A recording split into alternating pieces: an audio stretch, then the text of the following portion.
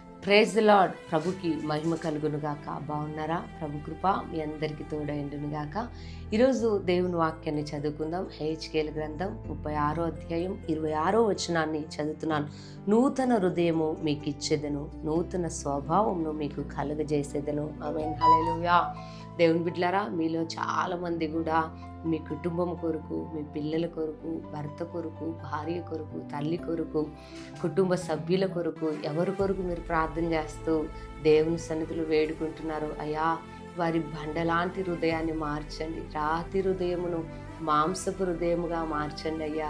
నూతన స్వభావమునివ్వండి అయ్యా. చెడు వ్యసనాలలో నుండి విడుదల, సాతాను శక్తులలో నుండి విడుదల అయ్యా, సాతాను బంధకాలలో నుండి విడుదల కావాలి అని వేటి కొరకైతే మీరు ప్రార్థన చేస్తూ ప్రభువును వేడుకుంటున్నారు. అయితే ప్రభు ఈ ఉదయకాలంలో మీ ప్రార్థన ఆలకించబోతున్నాడు. అందుకే ప్రభు అంటున్నాడు, మీకు నూతన హృదయమును, నూతన స్వభావమును ఆయన మీకు దయచేయబోతున్నాడంట. హల్లెలూయా.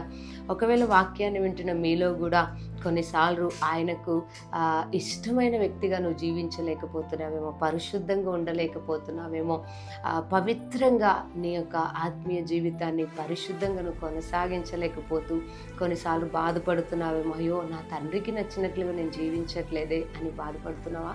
అయితే దేవుని నువ్వు వేడుకుంటూ ప్రార్థిస్తుండగా ఆయన ఇదిగో తన శుద్ధ జలముతో నిన్ను తడిపి ఆయన నీకు మంచి హృదయాన్ని, నూతన స్వభావాన్ని ప్రభువు నీకు ఇవ్వబోతున్నాడు. పాతవన్నిటిలో నుండి దేవుడు నిన్ను విడిపించి నూతనమైన మనసును ప్రభువు ఇవ్వబోతున్నాడు. ఆయన నీకు నూతనమైన మనసునిస్తే నెమ్మది ఉంటుంది, సమాధానం ఉంటుంది, కోపము నుండి విడుదల, అదేవిధంగా సంతోషంగా ఉంటావు, అనేకులను సమాధానపరిచే వ్యక్తిగా నీవు ఉంటావు.